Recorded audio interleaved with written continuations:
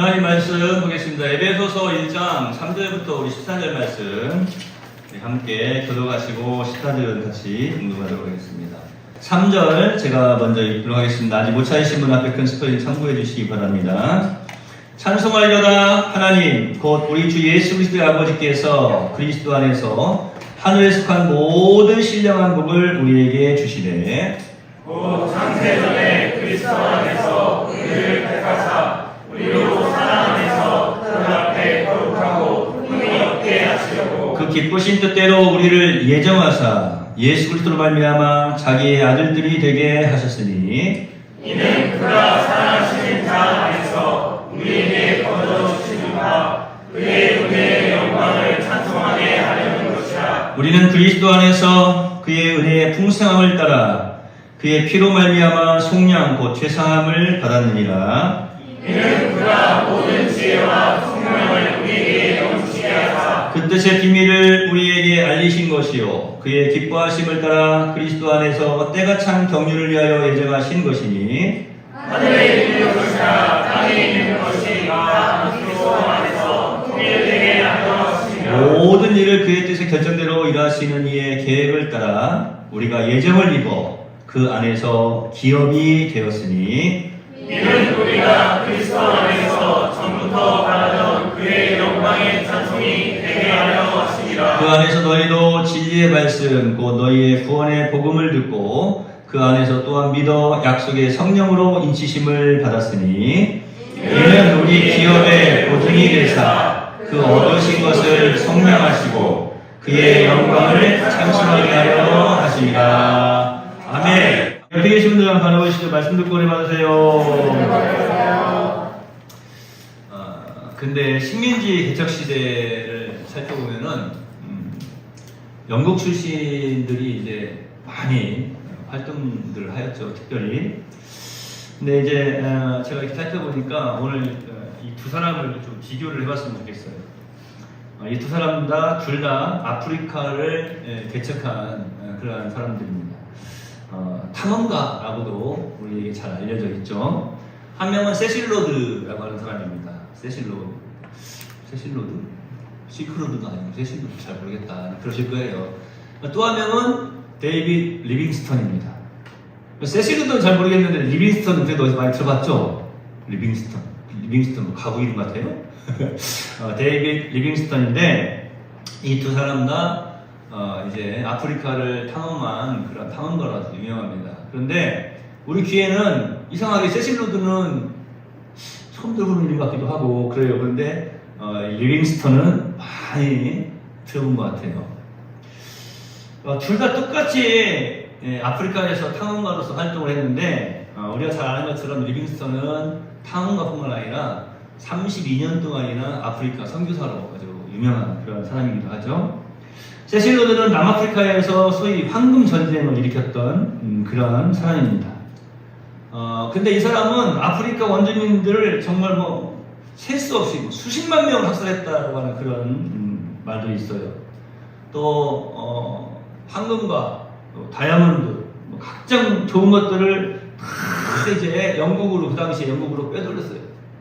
그러니까 그것을 빼앗아 오려고 하다 보니까 또 그것을 채취하려고 하다 보니까 얼마나 또 강압적으로 했겠습니까? 그러니까 그 당시에는 영국에서 이 세실 로드는 영웅이에요, 영웅.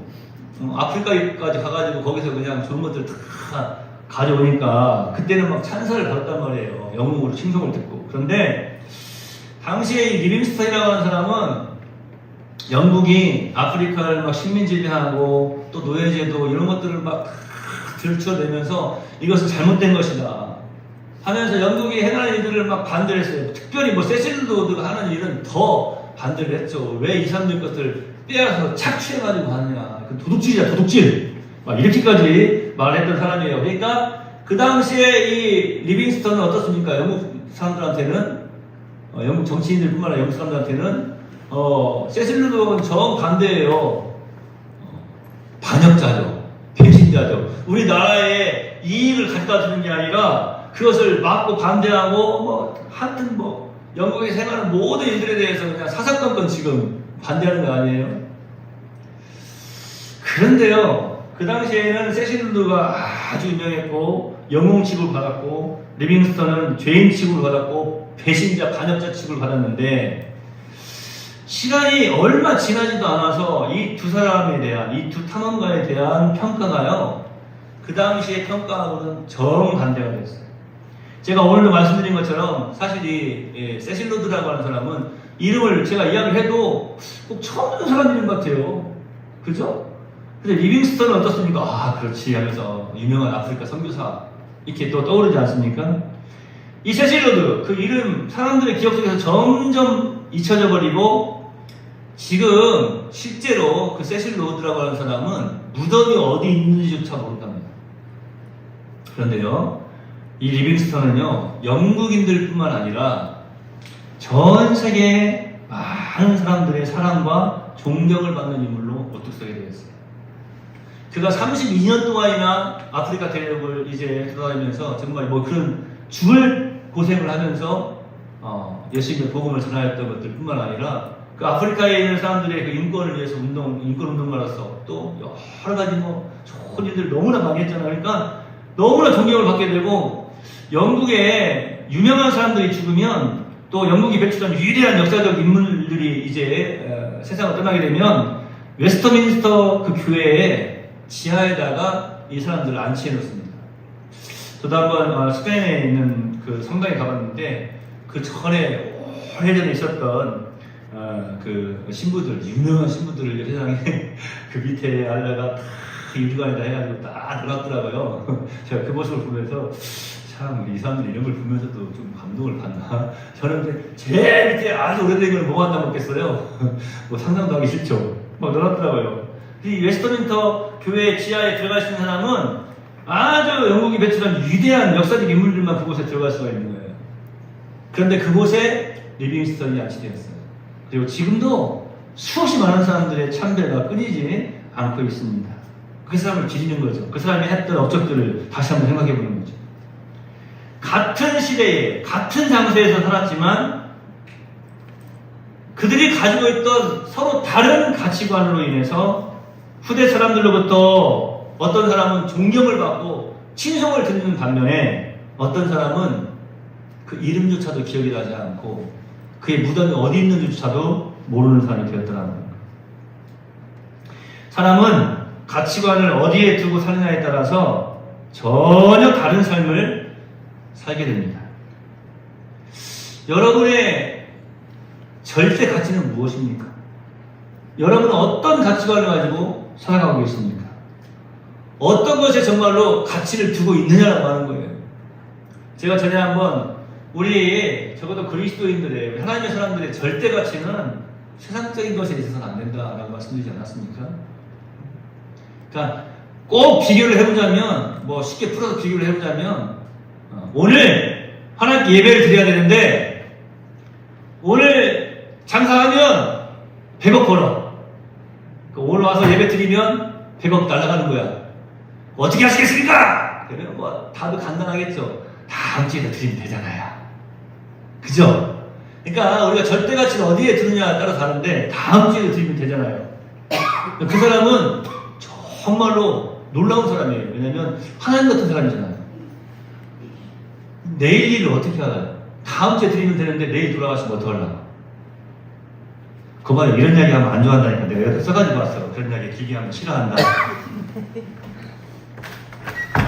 여러분 절대 가치를 어디에 두고 계시느냐라고 하는 거예요. 이 일이 나에게서 가장 가치 있는 일이다라고 하는 것이 무엇이냐라고 하는 거예요. 우리는 비록 땅에 살고 있지만 땅에 속한 자들이 되어서는 안 됩니다. 우리는 하늘에 속한 신령한 복을 받은 자들이에요. 이것을 여러분 믿으십니까? 아, 내가 하늘에 속한 신령한 복을 받았구나. 신앙생활하면서 자꾸 우리가 잊어버리고 혼동을 해요. 저는 오늘 예배소서에 있는 말씀을 가지고 이제 앞으로 계속해서 또 우리 성도들과 함께 은혜를 나눌 텐데 이 예배소서에서 지금 바울사도가 말하고 있는 내용들을 살펴보면요, 저번에 어디서 들었던 것 같은데 이렇게 될 거예요. 왜 그러냐면 바울사도가 로마 교회의 로마서를 통해서 로마 교회의 성도들에게 전했던 말씀이 같은 비슷한 내용들이 오늘 이 예배소 1장 우리가 읽은 3절에서부터 14절에 또 기록되어 있어요. 에베소 교회 성도들에게 지금 이제 이것을 말하고 있는 거예요. 너희가 어떤 사람인지 아느냐.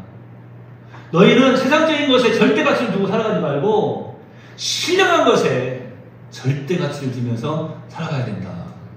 너희는 바로 그래야만 되는 사람들이라고 하는 거예요. 하나님은 그리스도 안에서 하늘에 속한 모든 신령한 복을 우리에게 허락해 주셨습니다. 일단 여러분 아멘 하세요. 그러셔야 돼요. 그래야 하나님께서 하늘에 속한 모든 신령한 복을 나에게 주셨다고? 그게 뭐지? 혹시라도 모르지만 이미 받았다면 우리의 삶을 통해서 발견하게 하시지 않겠어요? 깨닫게 하시지 않겠어요? 하나님은 존귀하신 우리 주 예수 그리스도 안에서 하늘에 속한 모든 신령한 복을 우리에게 주셨습니다. 이 하늘에 속한이라고 하는 이 구절, 이 말씀은 신령한이라고 하는 그런 형용사와 더불어서 축복이, 이 축복, 하나님께서 베풀어 주시는, 허락해 주시는 이 복, 물론 이 축이라고 하는 단어가 빌축이니까 꼭 하나님은 복을 빌어주시는 분이 아니라 주시는 분이다. 여러분 잊지 마세요. 하나님은 복을 주시는 분입니다. 그런데 그냥 단어를 사용할 때 축복이라고 하는 거예요. 이해하시고 들으세요. 그러니까 하나님이 주시는 복, 이것이 이 세상에서 추구하는 것과는 전혀 다른 차원의 것임을 이 단어에서 우리가 찾아볼 수가 있다고 하는 거예요. 하늘에 속한 신령한, 여기서 이 신령한이라고 하는 말이 헬라어로 보면 푸니우마티코스라고 하잖아요. 푸니우마티코스. 이 푸니우마가 뭐냐면 영이에요. 영. 그러니까 신령할 때 영인데 그냥 영이 아니에요. 우리가 구약 성경에서 제가 잘 그냥 설명해 드렸죠. 하나님께서 우리에게 생기를 불어 넣어 주셨다 라고 할 때 사용하는 그러한 단어들. 그 다음에 하나님의 신이 창세기에서 하나님의 신이 창조의 과정에서 수면 위에 운행하셨다라고 할 때 이 푸뉴마라고 하는 이 영을 지금 이 단어를 사용하고 있다는 거예요.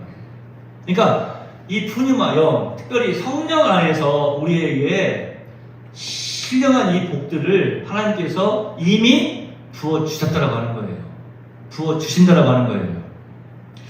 여러분, 영적으로 우리에게 필요한 것들을 충분하게 부어주시는 이 은혜.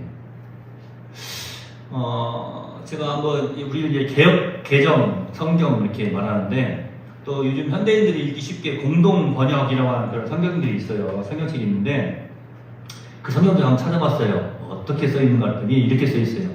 우리 주 예수 그리스도의 아버지 하나님께 찬양을 드립시다. 하나님께서는 그리스도를 통해서 하늘의 온갖 영적 축복을 우리에게 베풀어 주셨습니다. 그러니까 영적 축복, 그러면 이제 좀 이해하기 더 쉬운지 모르겠는데, 사실은 우리가 세상생활 할 때 보면은 신령한이라고 하는 말이 참 어떻게 보면 좀 멋진 말인 것 같기도 해요. 신령한. 지금 또 한신령 생각하지 마시고 신령한, 그게 뭔지를 지금 제가 이제 설명을 해드리려고 하는 거예요. 사랑하시는 성도 여러분, 세상에서 부귀영화를 누리면서 온갖 것을 다 얻었다 할지라도 영적인 축복을 받지 못한 사람이라면 아무것도 아니라고 하는 사실을 우리가 기억해야 됩니다. 제가 장례식장에 가면은 꼭 인용하는 구절 가운데 하나가 이 계시록 14장 13절에 있는 말씀이에요. 거기에서 보면은 이런 말씀을 하고 계세요. 주 안에서 죽은 자들이 복되도다. 제가 장례식에 가면 꼭 그 부분을 설명을 해드리거든요. 주 안에서 죽은 사람들이 얼마나 복된 사람들이냐. 사실은 영원한 것을 생각하면은 이 땅에서의 삶 100년도 채 되지 않는 이 삶은요, 아무것도 아니거든요. 정말 너무나 짧은 거예요. 비교를 할 수도 없는 거 아닙니까? 그런데 주 안에서 죽은 자들은 이제 어떻습니까? 이 땅에서 생을 마치고 영원한 삶을 시작하고 있는 거 아니에요? 아니, 영원한 삶을 시작하는 게 아니라 영원한 삶을 지금 이어가는 거예요. 이 땅에서도 우리에게 주신 시간뿐만 아니라 앞으로 영원한 삶을 이어가는 것 아니겠습니까? 예수님을 사랑받던 제자 요한은 그렇게 말하지 않습니까? 네가 잘 돼야 돼, 범사에. 그런데 그 선에 잘 될 것이 있어. 내 영혼이 잘 된 같이. 내 영혼이 잘 된 같이 범사가 잘 되고, 그렇게 표현을 하는 거예요. 그러니까 아는 거예요. 이 신령한 은혜가 무엇인지. 이 영혼이 잘 된다고 하는 것이 무엇인지를 알고 있는 거예요. 제가 오늘도 기도하면서 영들 분별함 은사를 더해주세요 이런 축복을 하였는데 어떤 사람이 참 재밌는 그 순교 열전에서 기독교 나왔던 것처럼 참 그런 표현들을 썼어요. 요즘은 뭐 영안 그러면 뭐 영적인 눈 뭐 그러면은 막 사람들이 뭐 그런 게 있어 뭐 신비주의자야 뭐 TV에 드라마에 나오는 뭐 영화에서 나오는 뭐 그런 거야 뭐 귀신을 보는 거야 뭐 이렇게 해가는데 그런 게 아니고요. 하나님이 주시는 이 성령의 은사 가운데 분별하는 은사가 틀림없이 있지 않습니까? 근데 저는 그 재미있는 이야기이지만 그것을 보면서 참 이 시간에 이렇게 예배를 드릴 때에 우리가 좀 그런 것들 좀 봤으면 좋겠다는 생각이 들어요. 교만해지나 봐요 너무나. 왜냐면 또 이렇게 탁 봤는데 어떤 사람은 막 예배 드리면 이렇게 올라가는 게 보이는데 어떤 사람 예배 드리면 안 올라가고 있어요. 너 예배 뭐 잘못됐다? 또 교만해질 수 있으니까. 여기 계신 분은 지금 다 하나님께 예배가 상달되고 있는 줄로 믿습니다. 옆에 계신 분 한번 알아봅시다. 말씀 듣고 은혜 받으세요. 너무 중요한 거예요. 너무 중요한 거. 말씀 듣고 은혜 받는 거. 그냥 막 그런 것들이 좀 눈에 탁 띄어가지고 바라볼 수 있는 그런 은혜도 좀 있으면 좋겠다. 한두 번쯤은. 어떻습니까? 제가 지금 어떤 거 말씀드린 거예요? 로마 시대에 이제 기독교 박해가 있을 때에 40명을 이제 그 추운 겨울에 얼음 위에 탁 갖춰놓고 이제 이야기하는 거죠. 지금이라도 예수님 안 믿겠다고 부인하면 살려준다. 불을 탁 피워놓고 어떻게 했어요? 따뜻한 그 양털 옷을 딱 준비해놓고 거기서 안 죽으려면 예수님 부인하고 뛰어나와라. 이 불 옆으로 와라. 따뜻한 불 옆으로. 여기 지금 양털으로 되어 있는 이 옷도 준비되어 있다. 외투도 다 준비해놓고 있는 거예요. 한쪽에서 맛있는 막 고기를 구워서 먹고 있는 거예요. 근데 그 40명이 다 아니야. 난 예수님 부인할 수 없어 하고 거기서 이제 무릎을 꿇고 있는데 한 명이 갑자기 벌떡 일어나더니 아유 도저히 못 살겠다고 하면서 나 예수님 안 믿겠습니다 하고 포기하고 일어나가지고 이제 불 가운데로 달려나오는 거예요. 근데 그 로마의 백부장님 가운데 한 사람이 갑자기 하늘을 이렇게 봤는데 저기에서 뭐가 내리고 있었어요? 누가 참 만드는 거 이야기를 잘 만들었어. 40개, 40개의 큰 면류관 위에서 막 보석이 박혀있는 그 면류관이 쫙 내려오다가 한 사람이 일단 나오니까 어떻게 됐어? 하나가 다시 이렇게 올라가더래요. 여러분 같은 거 어떻게 하시겠어요? 막 이 백부장은 막 옷을 막 다 벗고 가가지고 그 사람이 앉아있던 자리에 무릎을 딱 꿇고 앉았대. 좀 이렇게 봤는데 다시 내려오더래. 올라가던 그 면류관이 누가 만들었는지 참 저는 그때부터 그런 생각했어요. 야 우리가 드리는 예배도 조금 이렇게 내가 지금 이렇게 봤더니 내가 드린 예배가 안 올라가고 있네? 그러면 좀 정신 차리고 예배 잘 드릴 거 아니에요. 아이고 아멘을 저렇게 크게 해요. 졸다가도 깜짝 놀래가지고 졸다가도 깜짝 놀래가지고 안 올라가고 있었네? 올려야지 올려드려야지. 할렐루야. 우리 예배가 상달돼야 될 거 아니에요. 하나님께 잘못된 마음이 있고 잘못된 생각이 있으면 그걸 딱 고쳐버리고 하나님께만 향하는 그런 마음으로 우리의 온 마음을 쏟아지지 않겠습니까? 여러분 오늘 말씀 듣고 은혜 받으시기 바랍니다. 여러분 제가 이 신령한 복이 얼마나 중요한 거면 이렇게 지금 강조하고 또 강조하겠어요. 여러분 신령한 복 받으셨느냐라고 하는 거예요. 신령한 복이 뭐냐? 오늘 본문 말씀을 통해서 제가 이제 그것을 살펴보고자 합니다. 신령한 복이라고 하는 것은 다른 것이 아니라 오늘 말씀해 보니까 하나님의 택하심을 받은 것이 신령한 복이에요. 그러니까 제가 아까 말씀드렸잖아요. 여러분 신령한 복을 받으셨습니다. 그랬잖아요. 하나님의 택하심을 받은 사람들이에요. 사도 바울은 하늘에 속한 모든 신령한 복에 대하여서 이제 말씀을 하고 있으면서 무엇보다도 창세 전에 예수 그리스도 안에서 우리를 택하신 것 그것이 사전에 기록되어 있고 5절에 보면 뭐라고 되어 있냐면 그 기쁘신 뜻대로 우리를 예정하신 것에 대해서 말씀을 하고 있어요.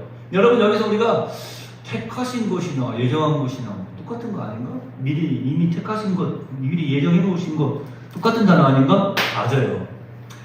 우리가 한글 성경에 보면 뭐 택하신 것, 예정하신 것 이렇게 말씀하고 있는데 같은 의미의 단어를 지금 바울 사도가 반복해서 사용하고 있는 거예요. 여러분 우리가 어떤 중요한 일이 있으면 그 말을 똑같은 단어를 반복해서 계속해서 사용하지 않습니까? 근데요 그것도요 하지 않으면요 잊어버려요. 제가 요즘은 우리 주일학교 어린이들 예배를 마치고 나면은 예배 딱 끝나고 나면 찬송소리 들리잖아요. 예배 딱 끝나고 나면 이제 저기 교회 아래로 내려가는 그 카메라를 항상 켜놓고 쳐다보고 있어요. 왜냐면 제가 잔소리를 많이 했거든요. 절대로 아이들 뛰어내려가게 해서는 안 됩니다. 큰일 납니다. 이번에 우리 좀 저기 설명해가지고 우리 교회 앞에다가 30 카메라나 달아보려고 해야 되겠네. 그래서 좀 제일 다니지. 아이고, 그냥 저녁에 다니시는 분들은 약주를 한 번씩 하셨는지 어쩐지 그냥 막 얼마나 세게 다니는지 깜짝 놀래요, 한 번씩. 절대 뛰어내려가지 말라고 하는데 어때요, 장로님? 손자들이 막 그냥 막 뛰어내려갈 때 있죠? 이야기를 해주고 또 해줘도 안 돼요. 제가 요즘 카메라를 보고 있어요. 딱 가가지고 제가 이야기해서 선생님들이 먼저 내려가 계시더라고. 교사들이 딱 내려가가지고 거기서 탁 팔 벌리고 있더라고. 막 뛰어내려가면 스스로 하여튼 폰 벌리려고 있다고 했어. 하여튼. 그러니까 예배 끝나고 우리 애 얼굴에 빨갛게 손자국이 나가기 이번에는 집 뛰어내려가네요. 하면서 말을 해도 잊어버리는 거예요, 애들이. 끝났어. 빨리 끝났으니까 엄마 아빠 있으니까 빨리 달려가고 싶어. 빨리 나 차 타고 싶어. 집에 가고 싶은 마음도 생기고. 그래서 또 내리막길이니까 얼마나 뛰기가 좋아요. 막 뛰어 내려간단 말이에요. 잊어버려요. 그러니까 잔소리 같지만 이야기하지 않으면 자꾸 잊어버리는 거예요. 기도도 마찬가지예요. 자꾸 이야기해주고 또 이야기해주고. 여러분이 하나님께 택함 받았습니다라고 하는 것을 이렇게 표현할 수 있죠. 나는 예수님 믿습니다라고 하는 것을 여러분 잊어버리세요? 목사님, 잊어버리는 게 아니라요. 별로 생각을 안 하고 살고 있어요. 그런데요, 너무 중요한 얘기이기 때문에 생각을 해야 돼요. 바울 사도는 에베소 교회 성도들에게 지금 편지를 쓰나요. 이 에베소서는 로마서처럼 또 길지도 않아요. 그런데 이 짧은 이 서신 안에다가 그것도 1장에다가 제일 먼저 가장 중요한 것이기 때문에 이것을 먼저 말하고 있는데 그것도 또 그 안에다가 반복해서 말하고 있는 거예요. 반복해서. 요즘도 우리 학생들 아침에 혹시 집사님 아침에 혹시 학교 갈 때 야, 차 조심해라 그런 얘기 하세요 혹시? 요즘 이제 그런 얘기 안 하죠? 네. 고사님 차가 없어요? 네. 차 조심해라 그런데 이제 말 안 해도 다 알죠? 네. 아빠 그 이야기 하지 마. 내가 다 크는데 뭐 그 이야기 그런지 모르는데요. 전에도 한번 보니까 인간극장 보니까 세상에 거기서 90대신 어머님이 70대 아들에게 딱 90인데 70대 아들에게 어머니 저 나갔다 올게요. 그래요. 차 조심해라. 그러니까 그 아들이 저는 그 아들 보고 감동을 받았어요. 네 어머니 감사해요. 차 조심할게요. 그렇게 해서 이제 어때요? 어머님의 마음을 안심시켜드리는 거야. 야, 그걸 보면서 제가 생각했어요. 그렇구나. 바울사도가 지금 너무 중요하니까 계속 반복해서 이야기를 했는데 그만큼 이 내용이 중요하다고 하는 거예요. 선택받은 은혜가 감격스럽고 너무나 중요한 것이기 때문에 반복하고 거듭해서 이 말씀을 지금 계속하고 있는 거예요.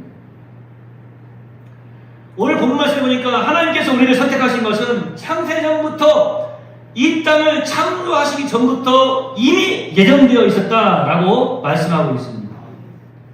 우리가 태어나기도 전에 그리고 우리가 이 세상에서 선한 일이나 악한 일을 행하기도 전에 벌써 하나님의 선택하심을 받았다라고 하는 거예요. 제가 오늘 올라오면서 아까 우리 리아 바라보면서 너무 예뻐가지고 했는데 예배 마치고 축복해줄게. 이 축복 같이 하려고 거예요.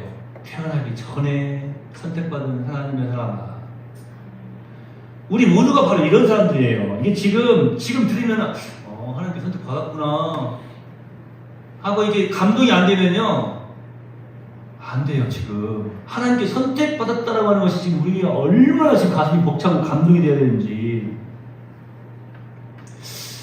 여러분 요즘 TV 보면은 장관들이 이제 막 교체가 됐죠? 근데 전에도 한번 보면은 대통령이 장관을 딱 지명을 하면 뭐 이제 청문회도 하고 이제 막 그러는데, 물론 뭐 요즘 청문회 해봤자 대통령 마음대로 하긴 하는데, 하여튼 장관으로 딱 지명을 하면, 장관으로 딱 지명을 하면 어떻습니까? 장관으로 지명된 사람이, 물론, 나는 장관 안 하겠습니다 하는 사람도 있지만, 장관으로 딱 지명되는 순간 그 사람이 장관을 하려고 얼마나 노력을 하느냐라고 하는 거예요. 그러니까 그 사람도 물론 수없이 많은 사람들 중에서 지금 대통령이 뭘 받았어? 선택을 받은 거예요. 장관, 목사님 장관 안 해보셨으니까 잘 모르죠. 장관 하면 그래도 조금 힘이 있죠. 장관 정도 되면 그래도 어깨에 좀 힘이 들어가지 않습니까? 안 들어가요? 제가 볼 때 우리 저기 군수님 되신 다음에 차 타고 다니면서 여러분 비봉이 아들이 군수가 됐을까면서 막 감사합니다 하면서 막 감사합니다 막 돌리면서 다니시고 또 우리 교회 앞에도 오셔가지고 제가 만나가지고 목사님 감사합니다 기도해 주셔서 감사합니다 기도를 했어요. 하여튼 기도를 했는데 감사합니다. 저는 한마디 더 해주실 줄 알았더니 한마디 더 안 하더라고요. 뭐 필요하신 거 있으면 말씀하십시오 그럴 줄 알았더니 그 말씀만 안 하시고 그냥 하셨는데 하여튼 감사합니다. 그걸 뭐 권사님도 저한테 전화를 해가지고 기도해 주시라고 기도하겠다고 그랬는데 기도하겠다고 약속했으니까 기도는 했어요. 그러니까 뭐 좀 이렇게 자리에 앉게 되면 어깨에 힘이 들어가지 않겠냐고요. 장관 되려고 자기가 전에 잘못했던 말이 있으면 그때는 제가 그때 상황이 잘못했습니다. 잘못된 말이었습니다. 우리 아들이 학국에 연루된 것은 뭐 어떤 일 때문입니다. 막 그걸 막 해명하려고 하고 또 뭐 땅 뭐 잘못하고 뭐 세금 잘못하고 이런 거 있으면 다 내겠습니다. 잘못했습니다 하고 막 그냥 예예예 하는 이유가 뭐예요? 뭐 되려고? 장관 되려고. 여러분 일개 나라의 대통령에게 선택받은 그것도 잠깐 있을 직분이잖아요. 장관 한 번 하면 늙어 죽을 때까지 장관 하려고 하면 좀 더 힘써서 해야 될지 모르겠어요. 그런데 잠깐 하는 그 직분을 가지고도 그렇게 사람들이 그냥 그리고 선택받은 것에 대해서 자부심을 느끼고 그렇게 힘을 주고 그러지 않습니까?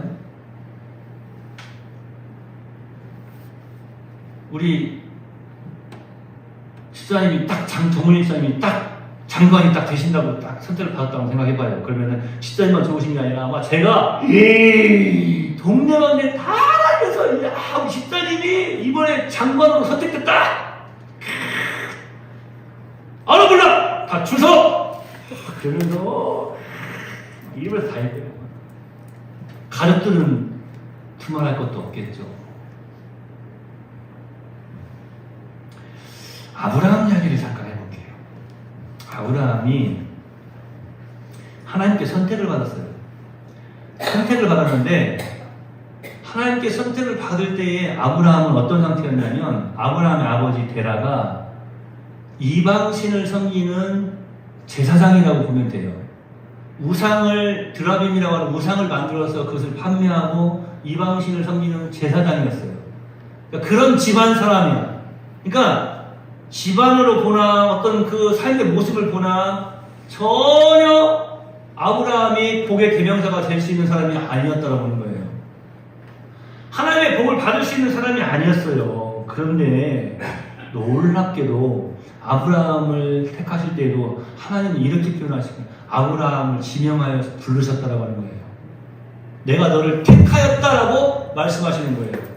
그 택함은 바울 사도가 보니까 이 온 우주가 창조되기 전에 창세 전에 이미 택하셨고 예정해 놓으셨다라고 하는 거예요. 아브라함은요 나중에 후손들한테는 복의 대명사를 불리지만요 여러분 한번 살펴보세요. 아브라함은요 막 요셉처럼 물론 요셉도 고생 많이 했죠. 야곱도 고생 많이 하고 그런데 야곱이나 요셉처럼 막 큰 부를 누렸던 사람은 아니에요. 부자가 아니었단 말이에요. 사실은. 그러니까 그의 삶을 보면은요, 한 번 자기 조카 롯이 이제 일어난 사람들한테 이제 붙잡혀 갈 때에 318명 데리고 가가지고 이제 구출해 온 적이 있어요. 그러니까 그 순간이 아브라함에 있어서는 가장 좀 왕성했던 순간이에요. 잘 나가는 순간, 쉽게 말해서. 그 당시에 318명을 거느릴 수 있는 것은 한 나라의 왕 정도 되는 거예요. 그러니까 그때는 정말 가장 잘 나가는 시기.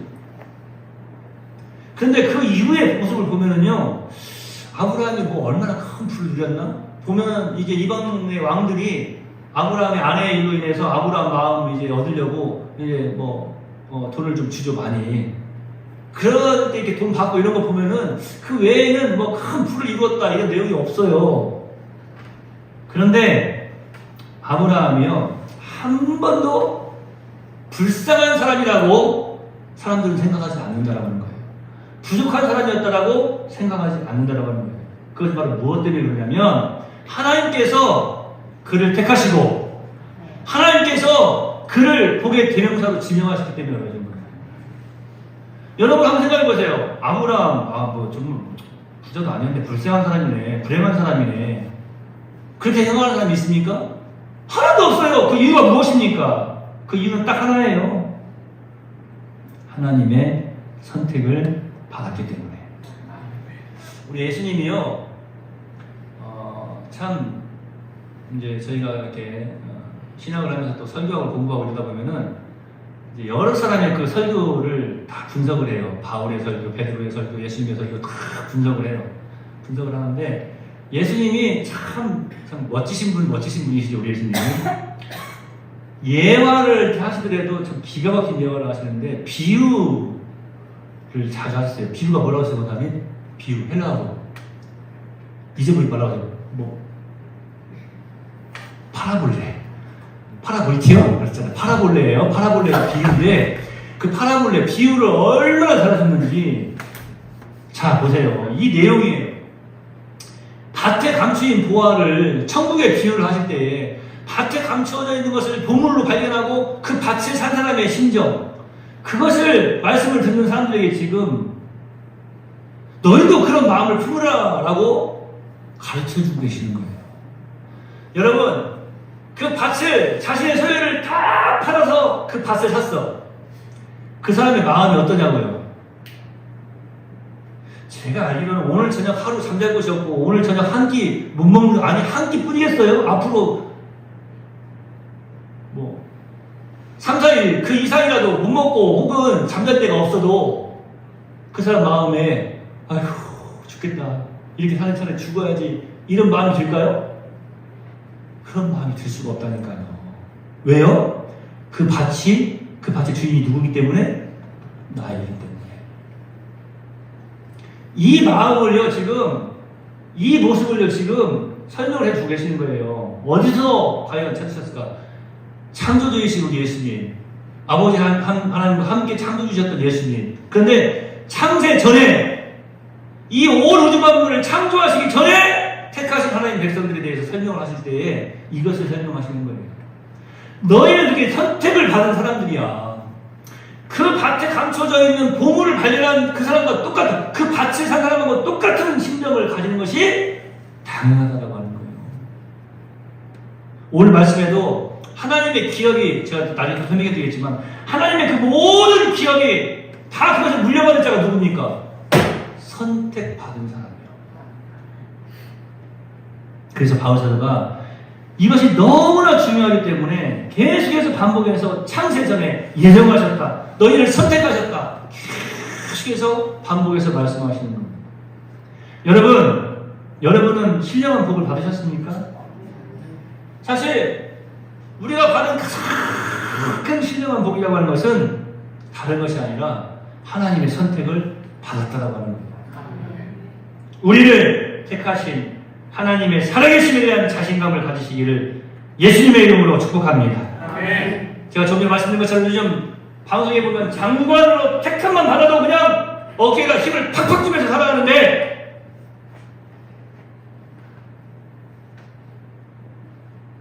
왜 그렇게 장관이 되면 어깨가 힘을 팍팍 줄까? 그 이유가 뭘까? 한번 생각해봤어요. 그랬더니 다른 건 다 제쳐두고요, 장관이면 월급을 많이 받아서요? 어떤 장관 된 사람은요, 자기가 평소 받는 월급보다 더 조금 받아요. 근데도 장관이 돼요. 명예직이라고 말하지만 명예도 있지만, 근데 제가 생각해보니까 이런 것 같아요. 뭐냐면 자기를 믿고 자기를 선택해준 그 대통령에게 필요한 것이 있으면 이야기를 하면, 어떤 정책들에 대해서 이야기를 딱 하면 대통령이 그 말을 들어주는 거야. 더 나아가서는 나를 그래도 이렇게 믿고 나에게 그 귀한 이 장관으로 나를 임명해주고, 참 너무 감사하다, 어떤 그런 자부심이 있지 않겠습니까? 제가 지금 이 말씀을 왜 드려요?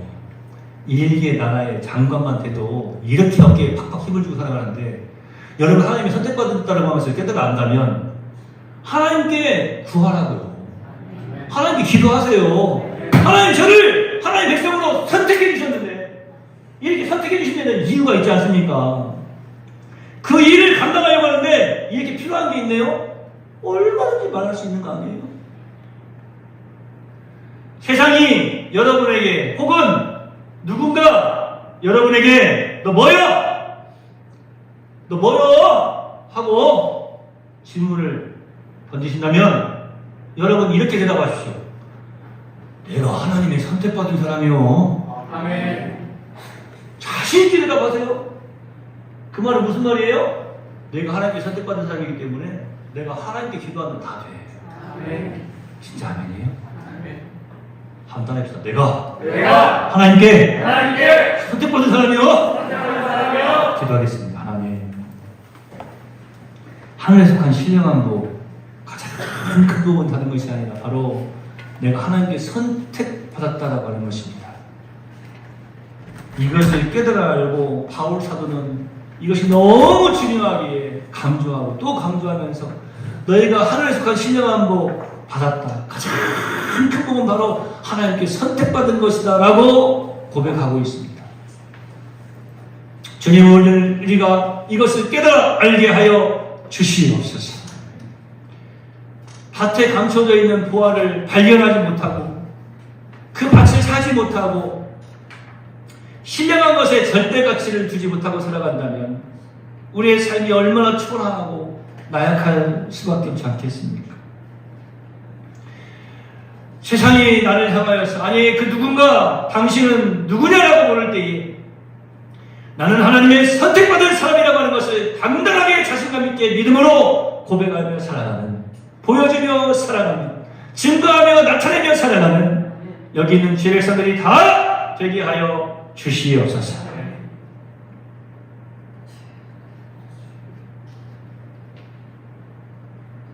구구단을 알지 못하는 사람이 이, 이는 사라고 하는 것을 알지 못하는 사람이 둘을 더하고 둘을 더하면 넷이 된다라고 하는 것을 알지 못하는 사람이 어떻게 바르게 생활하며 세상을 살아갈 수 있겠습니까? 영적으로 가장 신령한 복인, 가장 놀라운 축복인 하나님의 택함 받았다는 사실을 알지 못하는 사람이 어떻게 하나님의 자녀로서 능력 있는 삶을 살아드릴 수 있고 어떻게 하나님께 믿음으로 간구하며 기도하는 삶을 살아드릴 수 있겠습니까? 다시 한번 축복하며 기도합니다. 이 땅에 한 나라의 대통령으로부터 장관으로 지명받은 사람도 선택받은 사람도 어깨에 힘을 팍팍 주며 살아가고 있는데 아버지시여 온 우주를 창조하신 천지만물을 창조하신 온 우주의 주인 되시는 살아계신 하나님께 선택받은 하나님의 사람인 것을 깨달아 알고 우리 하나님 살아계심에 대한 자신감을 가지고 믿음의 승리의 삶을 온전히 살아드리는 주의 백성들이 다 되게 하여 주시옵소서. 이 믿음으로 간구하며 기도하며 나아가게 하여 주시옵소서. 예수님의 이름으로 거룩하신 아버지 앞에 축복하며 기도하옵나이다. 아멘.